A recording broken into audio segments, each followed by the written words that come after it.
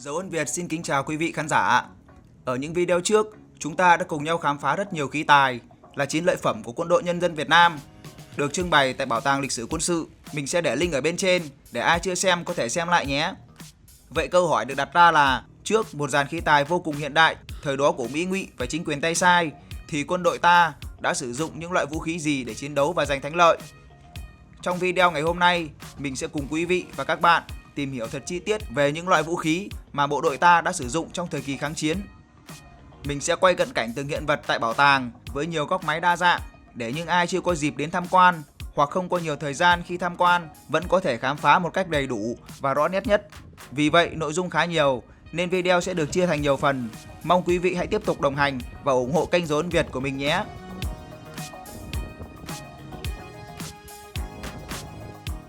Các bạn có thể thấy ở đây là hai chiếc tên lửa đối hải, hay còn gọi là tên lửa đối hạm, chủ yếu dùng để tiêu diệt các mục tiêu trên biển.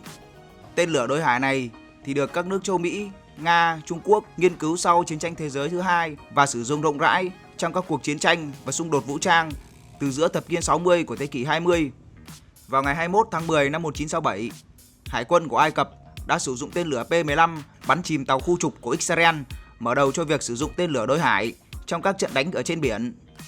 Tên lửa P-15 này do Liên Xô chế tạo và quân chủng Hải quân của Nhân dân Việt Nam đã sử dụng để chống chiến tranh phá hoại của đế quốc Mỹ. Bộ phận quan trọng nhất của tên lửa đối hải là đầu tự dẫn, được chú ý phát triển qua nhiều thế hệ để nâng cao độ chính xác. Tên lửa P-15U ở đây có chiều dài khoảng 6 m, đường kính khoảng 0,8 m, sải cánh khi mở ra là 2,4 m. Hải quân Nhân dân của Việt Nam ta hiện đang duy trì một số lượng khá lớn tên lửa đối hạm P-15 để trang bị cho các tàu tấn công nhanh. P-15 này thì ra đời từ những năm 1950, có tầm bắn khoảng 85 km, tốc độ tối đa bằng 0,9 tốc độ âm thanh và mang đầu đạn bán xuyên giáp nặng 513 kg. Mặc dù có uy lực lớn nhưng do nhược điểm là kích thước khá cồng kềnh, bay hành trình cao, giai đoạn cuối thì vẫn ở trên độ cao khoảng 100 m, độ cơ động kém nên P-15 rất dễ bị đánh chặn bởi các chiến hạm hiện đại có hệ thống phòng thủ tiên tiến. Ngoài ra, tên lửa này còn dễ bị gây nhiễu trong môi trường tác chiến điện tử. Hải quân của Việt Nam hiện đang được trang bị cả hai biến thể, dùng đầu dò radar chủ động và hồng ngoại của Temis. Hiện nay thì tên lửa đối hạm có hai loại chính là loại có tốc độ siêu âm và loại tàng hình thì có tốc độ dưới âm. Loại tốc độ siêu âm thì được lắp động cơ phản lực khí dòng thẳng, có tốc độ Mach 2, tức là gấp đôi tốc độ âm thanh, làm đối phương khó phát hiện và đối phó. Đầu đạn tuy nhỏ nhưng có tốc độ siêu âm nên tạo ra sức công phá lớn.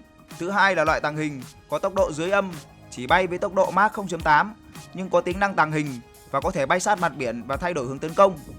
Cuối năm 1972, Liên Xô đã viện trợ cho Việt Nam 4 tàu tên lửa tấn công nhanh Koma dự án 183R. Mỗi tàu thì được trang bị 2 ống phóng tên lửa chống hạm P-15, cánh cứng và co đầu tự dẫn, tầm bắn là 40 km. Đây là lần đầu tiên Hải quân Nhân dân Việt Nam được trang bị tàu chiến có tên lửa chống hạm và cũng là lần đầu tiên ngành kỹ thuật Hải quân thực hiện nhiệm vụ bảo đảm kỹ thuật, khai thác sử dụng loại phương tiện chiến đấu mới này.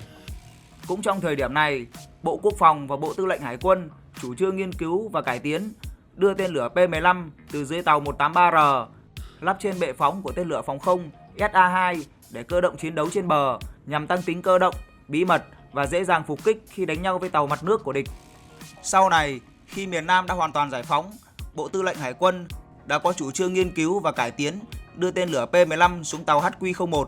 Tàu HQ-01 nguyên là khu trục hạm HQ-15 Phạm Ngũ Lão của Hải quân Việt Nam Cộng Hòa trước đây. Tiếp theo là hai ống phóng ngư lôi do Liên Xô chế tạo và viện trợ cho Hải quân của Nhân dân Việt Nam sử dụng trong chiến tranh phá hoại của đế quốc Mỹ.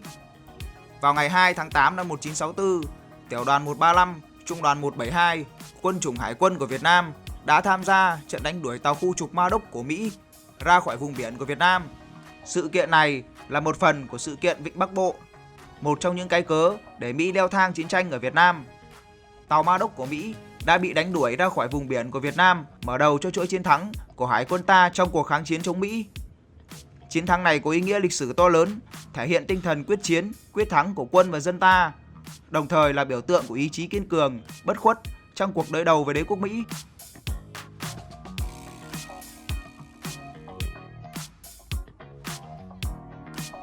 Tiếp theo là một chiếc tàu diệt lôi HDL9. Ký hiệu này thực chất là các chữ cái viết tắt, với H là Hải quân, DL là diệt lôi, số 9 là tháng mà chiếc tàu này được sản xuất là vào tháng 9 năm 1967. Tàu HDL9 được Bộ Tư lệnh Hải quân chỉ thị cho xưởng X46 lựa chọn một số đồng chí cán bộ chuyên ngành tham gia thiết kế chế tạo thiết bị rà phá thủy lôi. Đồng chí Nguyễn Trọng Bích là cán bộ kỹ thuật điện của nhà máy đã được giao phụ trách chính. HDL9 thực sự là phương tiện chủ lực để rà phá thủy lôi trên các sông ở khu vực Hải Phòng, góp phần lớn giải phóng luồng lạch, đảm bảo an toàn giao thông. Tuy nhiên, nhược điểm lớn nhất của HDL9 là khi sông có dòng chảy lớn sẽ không phát huy được sự hiệu quả. HDL9 là phương tiện có dạng phao nổi, hình trụ dẹp, hai đầu thu lại hình côn, hai sườn có vây giảm lắc được làm bằng tôn, dày 4 mm, bên trong rỗng chứa ắc quy, bên ngoài có hai cuộn dây điện tử, phía sau lắp động cơ đẩy và cơ cấu điều khiển. Trên thân phao có hai cửa kín, hai cửa thông gió, dưới thân phao có lắp bánh xe để có thể cơ động trên bộ. Tháng 9 năm 1967, HDL9 đầu tiên được đưa vào chế tạo và đã thử nghiệm thành công rà phá thủy lôi ở khu vực ngã ba sông Tam Bạch đến cầu Niệm Nghĩa và các khu vực phà Tiên Cựu, phà Khuể, Hải Phòng. Khi phá nổ 17 quả bom từ trường, quả nổ gần nhất là 20 m, quả nổ xa nhất là 100 m và đều nổ ở phía trước an toàn. HDL9 là phương tiện chủ lực rà phá thủy lôi trên các sông ở khu vực Hải Phòng, góp phần giải phóng và khơi thông luồng lạch. Tiếp theo là một chiếc súng máy phòng không 14,5mm loại 2 nòng. Đây là loại vũ khí phòng không tầm gần, sử dụng 2 nòng súng 14,5mm để tiêu diệt các mục tiêu trên không như máy bay thấp, trực thăng và các phương tiện bay không người lái. Chúng thường được sử dụng để bảo vệ các khu vực quan trọng, các đơn vị quân đội hoặc các mục tiêu dân sự trước các cuộc tấn công trên không. Súng máy phòng không 14,5mm được Trung Quốc chế tạo và viện trợ cho Việt Nam trong kháng chiến chống Mỹ năm 1959 và trang bị cho tàu 187 thuộc phân đội 7, đoàn 135, Hải quân của nhân dân Việt Nam tham gia chiến đấu tại vùng biển Cửa Hội, tỉnh Nghệ An vào ngày 5 tháng 8 năm 1964. Đây là loại vũ khí được thiết kế với cấu tạo gồm 2 nòng súng cỡ lớn, hệ thống ngắm quang học hoặc điện tử, giá đỡ chắc chắn và cơ cấu nạp đạn tự động, thường được hoạt động theo nguyên lý trích khí hoặc giật nòng ngắn. Mặc dù có trọng lượng khá nặng, có thể lên đến 700 kg, nhưng đổi lại, nó mang đến một sức mạnh hỏa lực cực kỳ khủng khiếp. Tốc độ bắn của súng có thể đạt từ 1.000 đến 2.000 viên mỗi phút, tạo nên một mạng lưới đạn dày đặc, sẵn sàng đánh chặn mọi mục tiêu xuất hiện trong tầm bắn. Tầm bắn hiệu quả là vào khoảng từ 1.000 đến 1.500 m, đủ sức khống chế các mục tiêu bay thấp như trực thăng, máy bay tấn công mặt đất, thậm chí cả máy bay không người lái hiện đại. Đặc biệt, đạn 14,5mm có khả năng xuyên phá rất mạnh, có thể xuyên qua lớp thép dày, giáp nhẹ và cả xe bọc thép hạng nhẹ. Chính vì thế, ngoài nhiệm vụ phòng không, súng còn được sử dụng để tấn công các mục tiêu mặt đất như lô cốt, xe quân sự hay công sự dã chiến. Mặc dù so với các loại pháo phòng không hiện đại thì tầm bắn không bằng, nhưng với ưu điểm là tốc độ bắn cao, cơ động, dễ bảo trì và đặc biệt là khả năng áp chế hỏa lực ở cự ly gần, súng máy phòng không 14.5mm 2 nòng vẫn là một lựa chọn hiệu quả trong nhiều đơn vị quân đội, đặc biệt tại các khu vực địa hình phức tạp như rừng núi hay chiến trường du kích. Súng máy phòng không 14,5mm đã góp phần làm nên chiến thắng lịch sử Hà Nội Điện Biên Phủ trên không khi đã bắn rơi một máy bay con ma F4 của không quân Mỹ bằng 24 viên đạn vào hồi 8 giờ 55 phút ngày 26 tháng 7 năm 1972. Tiếp theo là một khẩu pháo phòng không 37mm do Liên Xô chế tạo, được đại đội pháo cao xạ 815, tiểu đoàn 383, trung đoàn 367 sử dụng, đã bắn rơi 7 máy bay của Pháp trong chiến dịch Điện Biên Phủ năm 1954. Đại đội 815 thuộc trung đoàn pháo cao xạ 367 là một đơn vị đã lập công lớn trong chiến dịch Điện Biên Phủ năm 1954, đặc biệt là trong việc bắn rơi máy bay của Pháp. Đơn vị này đã trực tiếp bắn rơi chiếc máy bay đầu tiên của Pháp tại Điện Biên Phủ và tổng cộng đã bắn rơi 7 chiếc máy bay của địch, góp phần quan trọng vào chiến thắng chung. Pháo cao xạ 37mm do Trung Quốc sản xuất là một loại pháo nòng dài có đánh xoắn bên trong, chủ yếu dùng để bắn mục tiêu trên không như các máy bay thấp, bay nhanh. Nhưng không chỉ vậy, trong thực tế chiến đấu, pháo này cũng có thể dùng để bắn mục tiêu trên mặt đất hoặc các mục tiêu trên mặt nước nếu cần thiết. Khẩu pháo này có khả năng xoay 360 độ, ngẩng nòng lên tới 90 độ rất linh hoạt. Tốc độ bắn khá nhanh, dùng được nhiều loại đạn, từ đạn mảnh đến đạn xuyên, cháy. Tùy theo nhiệm vụ, nó có thể được gắn các loại ngòi nổ khác nhau như chạm nổ, hẹn giờ hoặc không tiếp xúc. Về phân loại thì pháo phòng không được chia theo nhiều cách, ví dụ như chia theo cỡ nòng, loại nhỏ từ 20 đến 60mm, loại trung từ 60 đến 100mm, loại lớn thì trên 100mm, rồi chia theo vị trí đặt, có loại đặt cố định dưới mặt đất, có loại gắn trên xe kéo, xe tự hành hoặc lắp trên các tàu biển. Ngoài ra còn chia theo số nòng, có loại 1 nòng, 2 nòng, thậm chí 4, 6, 7 nòng cũng có. Và cuối cùng là chia theo cơ chế hoạt động, bắn tự động hoặc tự động hoàn toàn. Ngày nay, các hệ thống pháo phòng không hiện đại thường là loại tự hành, tự động, thường có từ 2 đến 6 nòng, bắn cực nhanh, có thể lên đến cả 1000 phát trên 1 phút.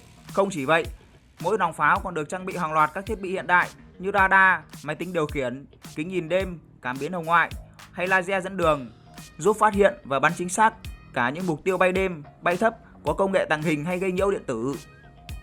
Về lịch sử thì pháo phòng không đã xuất hiện từ sớm, ngay từ Thế chiến thứ nhất, lần đầu tiên được sử dụng ở Pháp, Đức, Italia, rồi tới Nga năm 1915. Sang Thế chiến thứ hai thì pháo phòng không gần như có mặt ở khắp các mọi chiến trường. Nhưng từ những năm 1950 trở đi, khi tên lửa phòng không ra đời và ngày càng phát triển mạnh, thì vai trò của các loại pháo phòng không cỡ trung và cỡ lớn dần như bị thu hẹp. Đây là khẩu pháo phòng không S60 57mm. Khẩu này thì dài khoảng 8,5 m, rộng hơn 2 m và cao gần 2,5 m. Dù to là vậy, nhưng nó có thể xoay tròn được 360 độ, nâng nòng từ -3 độ lên tận 85 độ, nên có thể bắn được cả mục tiêu thấp và mục tiêu ở trên tầm cao. Khẩu pháo này từ được Liên Xô chế tạo và được Đại đội 1, Trung đoàn Cao xạ 234, Bộ Tư lệnh Phòng không Không quân sử dụng để bắn rơi máy bay của Mỹ tại phố Lê Trực, thành phố Hà Nội ngày 19 tháng 5 năm 1967. Trong suốt thời kỳ chiến tranh bảo vệ Tổ quốc, các khẩu S60 57mm của Việt Nam đã được kết hợp chặt chẽ với pháo phòng không 61 K3 7mm và các loại hỏa lực phòng không khác, lập thành lưới lửa phòng không tầm thấp từ 50m đến 3000m bảo vệ vững chắc bầu trời của Tổ quốc. Hiện nay thì Quân đội Nhân dân Việt Nam đã tiến hành nâng cấp S60 cỡ nòng 57mm với các thiết bị điện tử tiên tiến, giúp vũ khí này đáp ứng được yêu cầu trong tác chiến hiện đại. Cũng giống như 61 K3 7mm, S60 được sử dụng để chống lại các loại xe thiết giáp hạng nhẹ và các máy bay tầm thấp. Có một sự khác biệt lớn với K60 37mm trong hệ thống ngắm bắn. S60 được triển khai cùng với hệ thống điều khiển với máy chỉ huy Peugeot 5 để hỗ trợ việc ngắm bắn chính xác hơn. Ngoài ra còn có cả radar Son 9 đi kèm. Radar này có thể phát hiện được mục tiêu cách xa tới 50 cây số và theo dõi liên tục trong phạm vi 22 cây số. Trong tác chiến phòng không, pháo 57mm có tầm bắn đến 4000m nếu dùng kính ngắm quang học và 6000m nếu như có radar dẫn đường. Đạn bắn ra với tốc độ cực cao, khoảng 1000m mỗi giây và mỗi phút thì bắn được khoảng 120 phát. Đạn thì được nạp theo băng, mỗi băng 4 viên. Vận hành khẩu pháo này thì cần một kíp lên tới 7 người. Trong một trung đoàn trang bị 57mm thường được bố trí thành 4 khẩu đội. Mỗi khẩu đội gồm 6 pháo, radar điều khiển hỏa lực và máy chỉ huy. Có thể thấy đây không chỉ là một vũ khí mạnh mẽ mà còn là một phần trong hệ thống phòng không cực kỳ hiện đại của thời kỳ đó, góp phần bảo vệ bầu trời và đất nước trong những năm tháng chiến tranh ác liệt.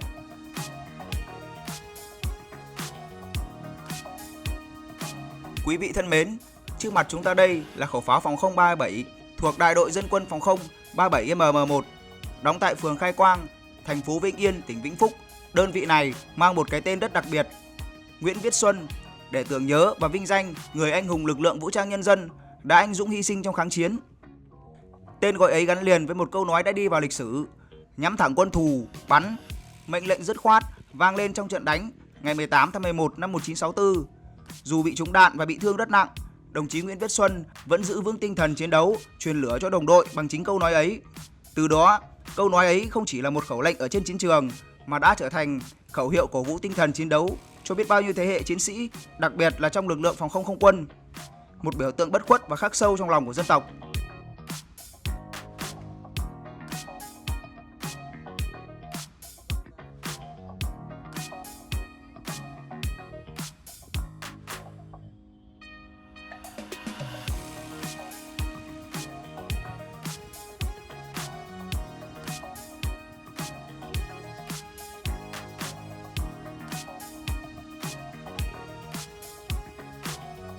Video của mình xin được kết thúc tại đây. Nếu thấy hay về ý nghĩa, hãy bấm like và đăng ký kênh để ủng hộ kênh của mình nhé.